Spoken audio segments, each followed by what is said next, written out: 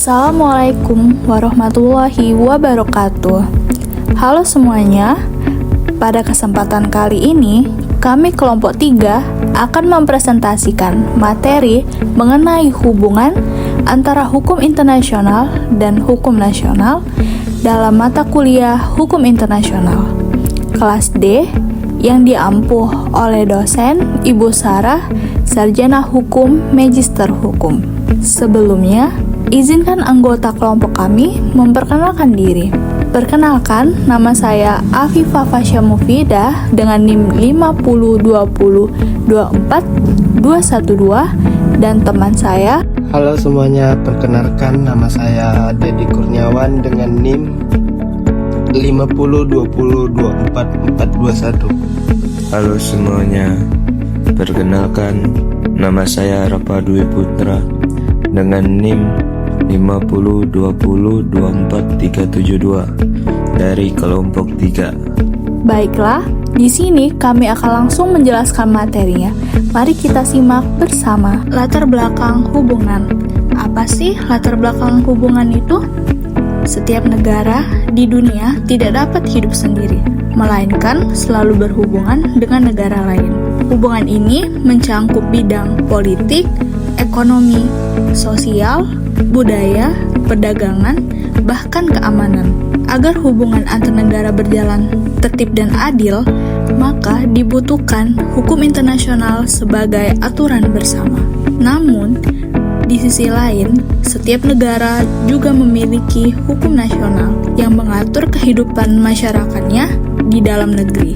Kedua sistem hukum ini sering berinteraksi, terutama ketika suatu aturan internasional harus dijalankan di dalam wilayah suatu negara. Inilah yang menimbulkan persoalan bagaimana hubungan antara hukum internasional dengan hukum nasional. Selanjutnya, pengertian hukum internasional dan hukum nasional. Yang pertama, ada hukum internasional.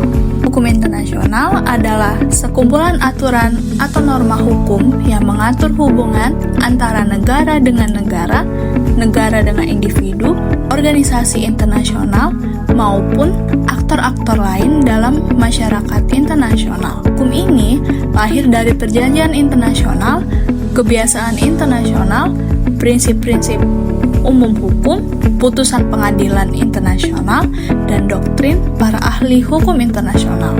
Tujuannya adalah menciptakan ketertiban, keadilan, serta kerjasama antar negara dalam berbagai bidang seperti politik, ekonomi, keamanan, lingkungan, dan kemanusiaan. Contohnya, Piagam PBB atau United Nations Charter, Konvensi Jenewa atau Hukum Laut Internasional. Yang kedua, ada hukum nasional. Hukum nasional adalah sekumpulan aturan hukum yang berlaku dalam suatu negara tertentu dan dibuat oleh lembaga yang berwenang di negara tersebut.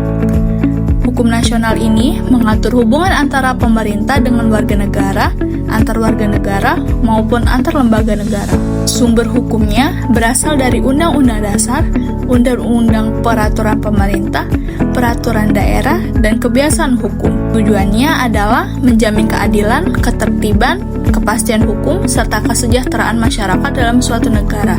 Contohnya di Indonesia seperti Undang-Undang 1945, KUHP, atau Kitab Undang-Undang Hukum Pidana, UU Perkawinan, dan UU Perlindungan Konsumen. Selanjutnya, ada teori hubungan antara hukum internasional dan hukum nasional. Ada dua teori besar yang sering digunakan untuk menjelaskan hubungan keduanya.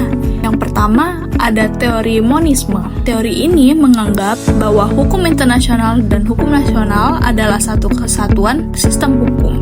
Hukum internasional langsung berlaku dalam hukum nasional tanpa perlu diratifikasi. Dalam konflik antara hukum internasional dan hukum nasional, biasanya hukum internasional dianggap lebih tinggi. Kelebihan teori ini lebih menjamin keterikatan negara pada hukum internasional. Contohnya, negara pengadut monisme adalah Belanda dan Jerman. Yang kedua ada teori dualisme. Teori ini menganggap hukum internasional dan hukum nasional adalah dua sistem yang berbeda. Hukum internasional baru berlaku di dalam negara jika sudah diubah atau diratifikasi ke dalam hukum nasional.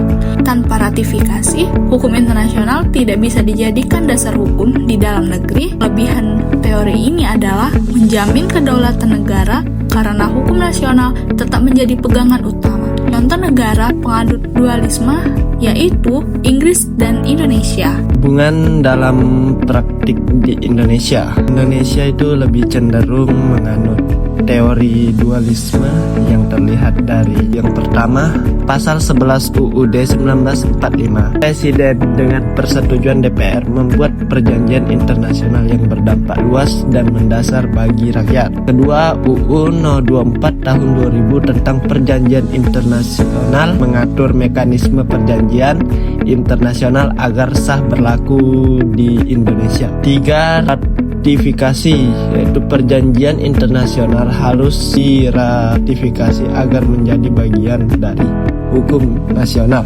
Ratifikasi bisa berbentuk UU, peraturan presiden, atau keputusan presiden tergantung dari substansi perjanjian. Dan contoh penerapannya yaitu Clause Konvensi Hukum Laut 1982 diratifikasi lewat UU No 17 tahun 1985. Konvensi Hak Anak diratifikasi lewat Kepres No 36 tahun 1990. Dan contoh yang terakhir yaitu Paris Agreement tentang perubahan iklim diratifikasi lewat UU No 16 tahun 2016. Dan dengan demikian hukum internasional tidak serta berlaku di Indonesia, melainkan harus masuk dulu ke sistem hukum nasional.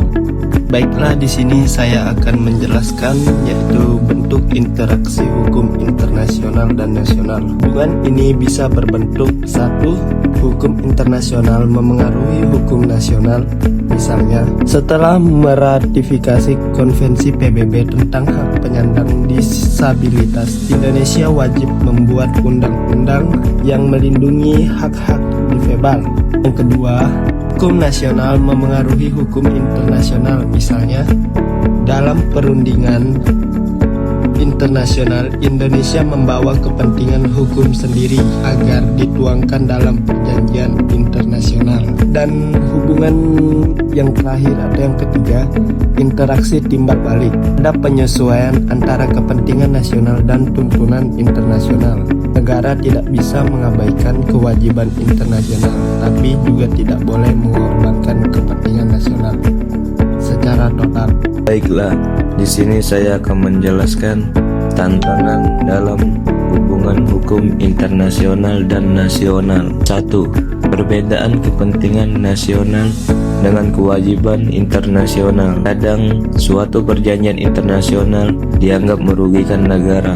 Contoh, polemik aturan WTO tentang perdagangan yang bisa bentrok dengan perlindungan produk lokal. 2. Masalah kedaulatan negara. Negara ingin mempertahankan kedaulatannya, tetapi juga harus patuh pada kesepakatan internasional. 3. Implementasi dalam hukum nasional.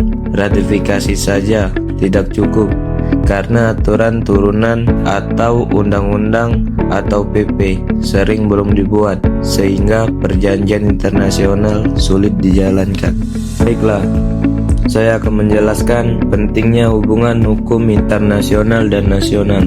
1. Menjaga kedaulatan negara. Dengan hubungan yang jelas, negara bisa menyeimbangkan kepentingan nasional dengan kewajiban internasional tanpa kehilangan kedaulatannya. 2. Melindungi hak warga negara. Hukum internasional, misalnya HAM, perlindungan anak, perlindungan pengungsi, hanya bisa efektif melindungi masyarakat jika diterapkan dalam hukum nasional. 3. Mencegah konflik hukum. Hubungan yang baik mencegah benturan aturan antara hukum nasional dengan kewajiban internasional yang sudah disepakati negara. 4. Memperkuat kedudukan negara di dunia internasional. Negara yang menghormati hukum internasional dan mengintegrasikannya ke hukum nasional akan lebih dipercaya dalam kerja sama global. 5. Menjamin kepastian hukum dengan pengaturan yang jelas. Misalnya, ratifikasi perjanjian internasional. Masyarakat dan lembaga negara tahu aturan mana yang berlaku. 6. Mendukung kerjasama internasional bidang perdagangan, lingkungan, keamanan, kesehatan, dan lainnya hanya bisa berjalan lancar kalau hukum internasional diterapkan dalam hukum nasional. Jadi, kesimpulannya, hubungan hukum internasional dan hukum nasional adalah interaksi antara dua sistem hukum yang berbeda. Hukum internasional mengatur hubungan antar negara di tingkat global, sedangkan hukum nasional berlaku di dalam negeri. Indonesia menganut paham dualisme sehingga hukum internasional baru bisa berlaku jika sudah diratifikasi ke dalam hukum nasional. Hubungan keduanya bersifat dinamis. Hukum internasional memengaruhi hukum nasional, sementara hukum nasional juga bisa membentuk arah sebuah hukum internasional. Hubungan ini penting untuk memastikan Indonesia dapat menjaga kepentingan nasionalnya sekaligus tetap memenuhi kewajiban internasional dalam pergaulan dunia. Demikianlah presentasi dari kelompok kami mengenai hubungan hukum internasional dan hukum nasional. Semoga apa yang kami sampaikan dapat bermanfaat dan menambah wawasan kita semua. Kami mohon maaf apabila ada kekurangan dalam penyampaian. Terima kasih atas perhatian dan kerjasamanya. Wassalamualaikum warahmatullahi wabarakatuh.